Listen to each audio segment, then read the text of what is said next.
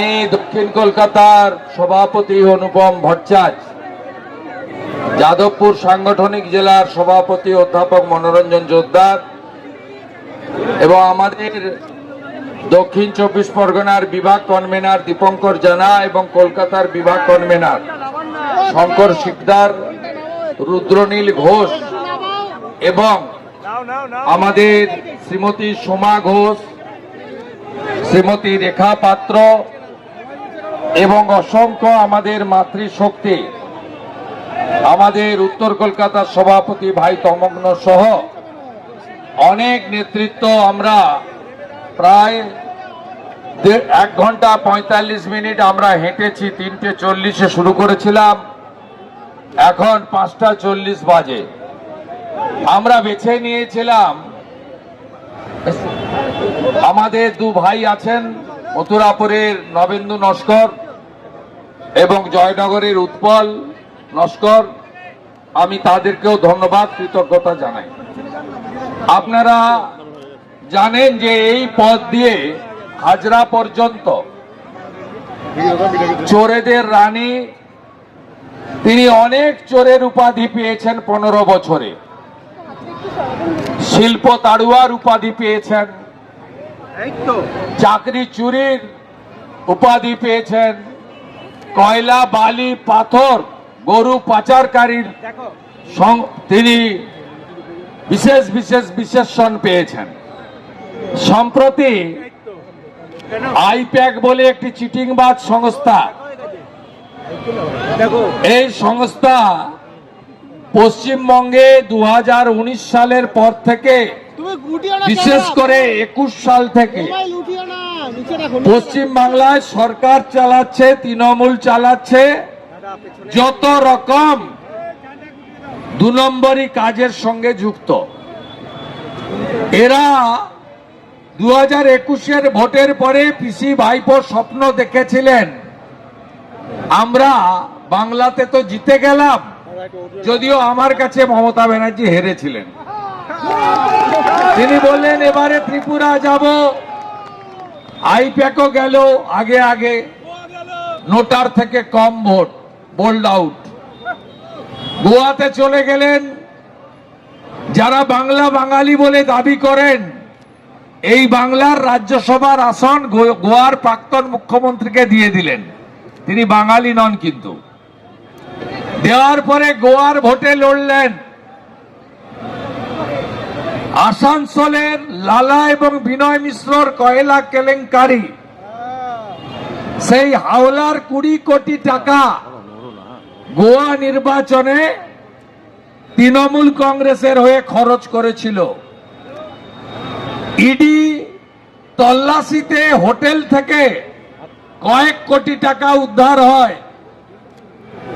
2022 সালে দিল্লিতে একটি এফআইআর রেজিস্টার করে ইডি, সেই মামলার রেফারেন্সে এসেছিল সার্চ ওয়ারেন্ট নিয়ে তদন্ত করতে, কারণ তাদের চার্জশিট বা ইত্যাদি দিতে হয়, এটা একটা প্রক্রিয়া। রুল 26-এ ইডিকে ভারতবর্ষের পার্লামেন্ট, ভারতবর্ষের রাষ্ট্রপতি মহোদয়া অধিকার দিয়ে গেছে, আইনগত সাংবিধানিক অধিকার।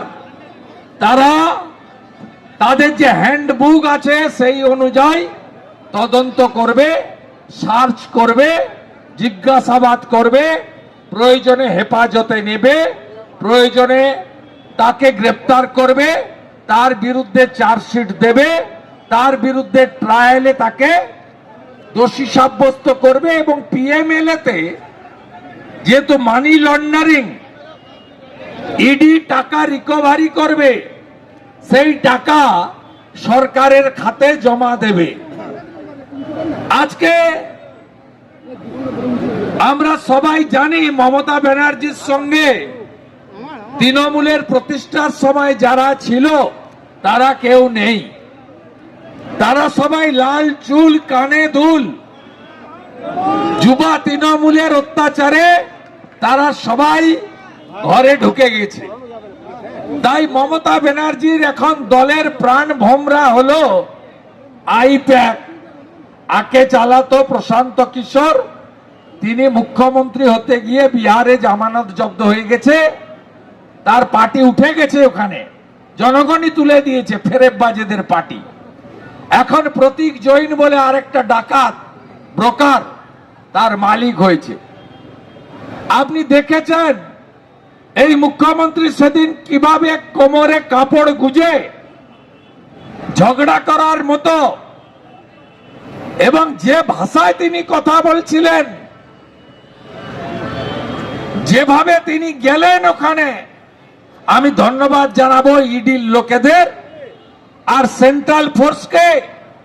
অনেকেই বলছেন কি হলো কি হলো, অনেক বিশ্লেষক সন্ধ্যাবেলা টক শোতে বলছেন প্রস্তুতির অভাব ছিল, ঢুকতে দেওয়া উচিত হয়নি। আমি বলেছি যা করেছে ইডি ঠিক করেছে। 21 সালে ভালো পায়ে ব্যান্ডেজ বেঁধেছিলেন কে? হুইল চেয়ারে চড়েছিলেন কে? সহানুভূতি দেখিয়ে ভোট নিতে চেয়েছেন। নন্দীগ্রামের মানুষ হুইল চেয়ারকে বিশ্বাস করেনি, গোটা বাংলায় কিছু মানুষ বিশ্বাস করেছিলেন যে যাক বাহাতে শেষবারের মতো একবার দিয়ে দি, হুইল চেয়ারে ঘুরছে। ওই দিন উনি চেয়েছিলেন যাতে ইডি উনাকে ধাক্কা ধাক্কি করে, ইডির বিরুদ্ধে মামলাও করতেন, আর সাথে সাথে উনার বাড়ির কুকুরকে যেখানে ডায়ালিসিস করতে নির্মল মাঝি নিয়ে যায়, পিজি হসপিটাল, যেখানে চোরেরা উঠবেন ওয়ার্ডে শুয়ে থাকে, কালীঘাটের কাকু কাকু, সেখানে মমতা ব্যানার্জি শুয়ে পড়তেন আর আপনাদের বলতেন বাংলা আক্রান্ত। আপনি বাংলার কে? বাংলার আসল রাজনৈতিক দল হচ্ছে আগের জনসংঘ, এখন বিজেপি। এক বাঙালি ভদ্রলোক যিনি 47-এর 20 জুন বাঙালি হিন্দুর হোমল্যান্ড পশ্চিমবঙ্গ দিয়ে গেছিলেন।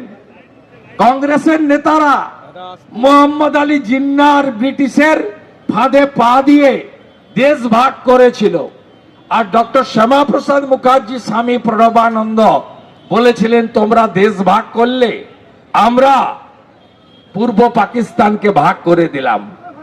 তাই বাঙালিদের যদি প্রকৃত পার্টি হয়, বাংলার বাঘ আশুতোষ মুখোপাধ্যায়, যার রক্ত শরীরে প্রবাহিত, ডক্টর শ্যামাপ্রসাদ মুখার্জির পার্টি হলো বাঙালির আসল পার্টি।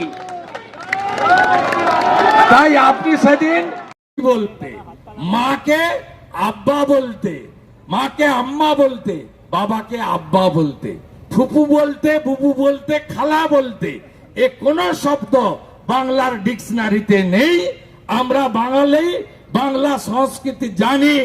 আমরা বাংলাকে রক্ষা করার জন্য, এই বাংলায় বাঙালি সংস্কৃতিকে ফিরিয়ে আনার জন্য, বাংলার হিত গৌরব ফেরানোর জন্য, আরবি সংস্কৃতিকে বাংলাতে আমরা প্রবেশ করতে দেব না, এই অঙ্গীকার নিয়ে আমরা সবাই আজকে এখান থেকে ফিরে যাব। যতই করো হামলা, এবারে তৃণমূলকে যেতে হবে, কিছু করতে পারবে না। আপনারা মামলা করুন, হামলা করুন, যা খুশি করুন। ধন্যবাদ জানাচ্ছি ইডি কে, তারা কলকাতা হাইকোর্টে গেছিল, 250 লয়ার দিয়ে ভন্ডুল করেছে কলকাতা হাইকোর্ট, তারপরে তারা যমুনার ওপারে গেছে। আমি আশা করি একটা সাধারণ নাগরিক হলে আজকে জেলে থাকতো। তাই ইডি এবং কোর্ট আইন অনুযায়ী ব্যবস্থা নেবে। আমরা যাতে ইডির তদন্তে, তল্লাশিতে বাধা দেওয়ার জন্য ভারতীয় ন্যায় সংহিতা অনুযায়ী, ইডির রুল বুক অনুযায়ী মমতা ব্যানার্জি, রাজীব কুমার, মনোজ বার্মাকেও আমরা জেলে দেখতে চাই। এই অঙ্গীকার নিয়ে আমরা বাড়ি ফিরে যাব। সবাই ভালো থাকুন। আগামীকাল স্বামী বিবেকানন্দের জন্ম জয়ন্তী। স্বামীজি কি বলেছিলেন গর্ব করে বলো? জোরে বলুন, গর্ব করে বলো, গর্ব করে বলো। এটা আমার কথা নয়, স্বামী বিবেকানন্দের কথা। আগামীকাল স্বামীজিকে শ্রদ্ধা জানাবেন, প্রণাম জানাবেন। আর এই প্রথম বাঙালির একটি অন্যতম পিঠে পুলির উৎসব, গঙ্গাসাগরের উৎসব, পশ্চিমবঙ্গ সরকারের ছুটির তালিকায় মকর সংক্রান্তি টুসু পরবের ছুটি নেই। তাকিয়ে দেখবেন 14 তারিখ মকর, ছুটি দেয়নি এই সরকার। এই সরকার যাতে এপ্রিল মাসের পরে না থাকে তার দায়িত্ব আপনাদের নিতে হবে। দক্ষিণ কলকাতার মাটিতে দাঁড়িয়ে বলে গেলাম, বিজেপি যাকেই প্রার্থী করুক, ভবানীপুরে মমতা ব্যানার্জিকে হারানোর দায়িত্ব শুভেন্দু অধিকারীর। আমার দায়িত্ব, আমি দায়িত্ব নিয়ে ভারতীয় জনতা পার্টিকে ভবানীপুরে জেতাবো।